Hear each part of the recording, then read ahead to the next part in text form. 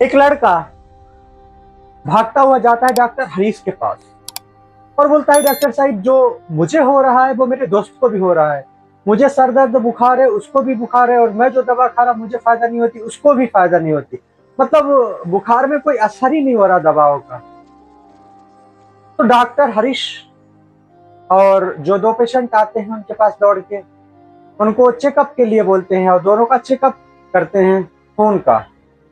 खून का चेकअप होने के बाद जो रिपोर्ट आती है उसको देखने के बाद जो डॉक्टर हरीश होते सन्न रह जाते हैं। सोचते हैं ये हुआ तो हुआ कैसे। ये बात इनसे पूछनी पड़ेगी मुझे। आदाब, नमस्कार, सत श्री अकाल। स्टोरी के नए एपिसोड में आप सभी का बहुत बहुत स्वागत है। आज की जो सच्ची घटना मैं आपको सुनाने जा रहा हूँ, ये सच्ची घटना है उत्तराखंड के नैनीताल का एक छोटा सा गांव है रामनगर। रामनगर में दो पेशेंट दौड़ के डॉक्टर हरीश चंद्र के पास जाते हैं और बोलते हैं कि डॉक्टर, मुझे बुखार आ रहा है और मुझे काम करने का कोई मन ही नहीं होता मेरा, और जो मेरा दोस्त है उसे भी ऐसा हो रहा है, और जो दवाएं हम लोग खाते हैं बुखार की उनसे हमारी बुखार में कोई भी प्रभाव नहीं पड़ता, और थकावट उतनी की उतनी बनी रहती है और काम करने का कोई मन ही नहीं करता हम लोगों का। तो ऐसे में क्या करते हैं डॉक्टर हरीश उन दोनों को बुलाते हैं और चेकअप के लिए उनका ब्लड निकालते हैं और लैब में भेज देते हैं। लैब में भेजने के बाद जो रिपोर्ट आती है उसको सुनने के बाद और देखने के बाद जो डॉक्टर हरीश होते हैं वो सन्न रह जाते हैं। रिपोर्ट में HIV पॉजिटिव थे दोनों।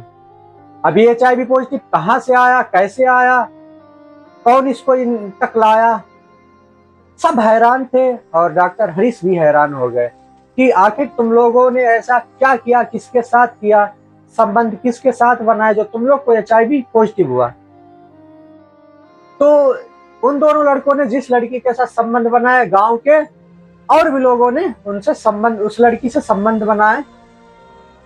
टोटल 19 लोग पहुंचते हैं डॉक्टर के पास और उनको HIV पॉजिटिव हो जाता है।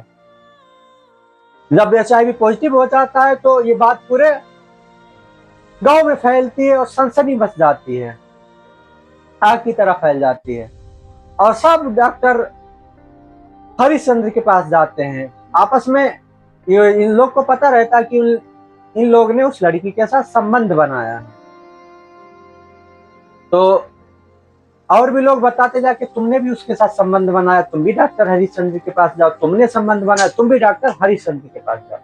धीरे धीरे 19 लोग पहुंचते हैं और 19 लोगों का ब्लड टेस्ट होता है। तो ब्लड टेस्ट में सबका HIV पॉजिटिव आ जाता है। अब ये HIV पॉजिटिव हो जाता है क्योंकि ये ऐसी बीमारी थी जिसका कोई इलाज इम्पॉसिबल नहीं है, इम्पॉसिबल है। तो मरीज जो थे, जिनमें से 2 आदमी शादीशुदा थे, उस लड़की के साथ संबंध बनाने के बाद उन्होंने अपनी पत्नियों को जो बेकसूर थी उनके साथ संबंध बनाया, उनको भी HIV एड्स हो जाता है। उनको भी ले जाया जाता है डॉक्टर हरिश्चंद्र के पास।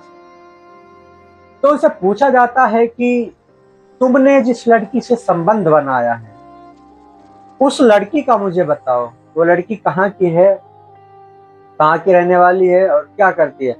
तो इतना ही सुनते डॉक्टर हरिश्चंद्र पुलिस को फोन लगा देते हैं।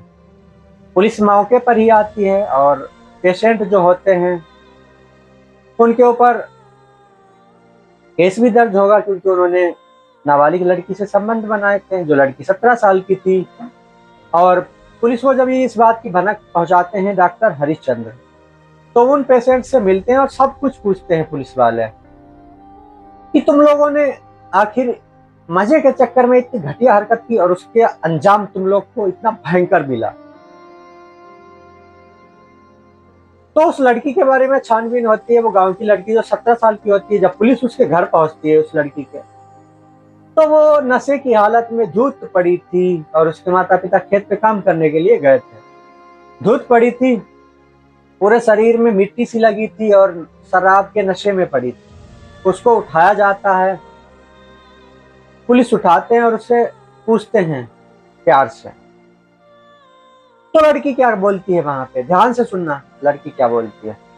लड़की बोलती है, मैं कुकीन के नशे की आदी हूँ और मैं उस लड़के के पास जाती थी जो कोकीन बेचता था, और वहां पे जाके खड़ी हो जाती थी और लोगों से पैसा मांगती थी, चाहे बुढ़े होते, चाहे जवान होते, चाहे यंग युवा लड़के होते। तो लोग तो इसको पैसे दे देते थे, पैसे देने के बाद इसको खेत में ले जाके शारीरिक संबंध बनाते थे और पैसे दे देते थे इसको काम होने के बाद। तो धीरे धीरे सबसे पैसे मांगे और सबने इससे मजे लिए, संबंध बनाया, सुरक्षित यौन संबंध बनाए, सबको HIV लग गया। अब 19 की तो रिपोर्ट क्लियर हो चुकी थी कि 19 लोग को HIV एड्स हो गया। बाकी के और भी लोग होंगे जिन्होंने इस 17 साल की नाबालिग लड़की से संबंध बनाए होंगे, क्योंकि इसने एड्स फैला दिया, HIV फैला दिया। क्योंकि इसके HIV फैलाव को रोकने के लिए पुलिस इसके पास गई, तो पुलिस ने इससे पूछा, और ये जो HIV पॉजिटिव पेशेंट थे, इनको ना ही भूख लगती थी, ना ही प्यास लगती थी, सिर में दर्द रहता था, भारी रहता था सिर, और कोई दवा खाते भी डॉक्टर से ले जाके तो दवा बेअसर, दर्द ना के बराबर भी कम नहीं हुआ, दर्द कम नहीं हुआ। तो हरिश्चंद्र के पास भीड़ उमड़ना शुरू हो गई। डॉक्टर हरिश्चंद्र के पास भी HIV एड्स का किसी के पास इलाज है ही नहीं, और इसकी जो दवाइयां हैं वो जिंदगी भर चलती हैं, और लास्ट में क्या होता है कि जो वो दवाइयां चलती हैं उनका side effect plus HIV positive की जो डिजीज है, इसमें जो ह्यूमन बॉडी है, मनुष्य की जो बॉडी है, उसके अंदर जो बीमारियों से रोगाणु, मतलब बीमारियों से लड़ने की जो क्षमता होती है, वो पूर्ण तरीके से धीरे धीरे नष्ट हो जाती है। हमारे शरीर में HIV आने के बाद जुकाम भी आए, उसको भी खत्म करना मुश्किल है। कोई भी बीमारी उसके बाद अगर आती है, बुखार भी आता है, तो उस बीमारी को जो हमारी शरीर की प्रतिरक्षी कोशिकाएं हैं वो भी हार जाती हैं, क्योंकि इतना बड़ा वायरस वो होता है और वो अपना दिन भर कंटिन्यू लगाए रखता है। और दवाइयों से क्या होता है कि उसकी वृद्धि को रोका जा सकता है, ना कि खत्म नहीं कर सकते उसकी वृद्धि को। HIV की जो वृद्धि है वो खत्म नहीं होती, उसको फैलने से रोका जा सकता है शरीर में, मतलब धीरे धीरे फैल रहा है सब जगहों पे। अब जो 19 लोग थे जिसमें 2 शादीशुदा थे, 17 कवारे थे, क्या उनकी शादी हो जाएगी?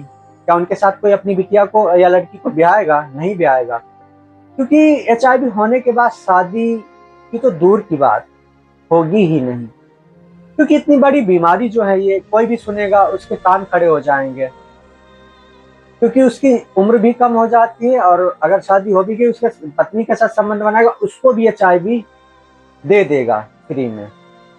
तो शादी नहीं ही करना बेटर है।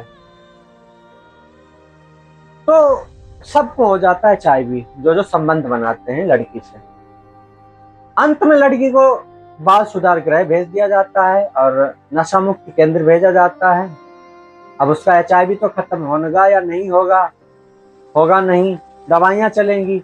अंत में कुछ उम्र जो HIV पॉजिटिव लोग हैं उनकी 10 साल तक, 5 साल तक उम्र को बढ़ाया जा सकता है, खत्म नहीं किया जा सकता। जैसे आप पहले आप थे वैसे नहीं हो सकते, क्योंकि आपके शरीर के अंदर जो रोगों से लड़ने की क्षमता है वो कम पड़ जाती है, और हमारी जो प्रतिरक्षी कोशिकाएं होती हैं, सेल्स होती हैं, वो हार जाती हैं इस HIV पॉजिटिव वायरस से, तो पीछे हट जाती हैं, इनकी ग्रोथ शुरू हो जाती है, और जो हमारी सेल्स होती हैं वो घटना शुरू हो जाती हैं। लास्ट में क्या होता है, जब टाइम पूरा हो जाता है, इंसान बिल्कुल पतला हो जाता है, उसका वजन बहुत कम हो जाता है, बिल्कुल हड्डियां दिखने लगती हैं, अंत में मिलती है दर्दनाक मौत।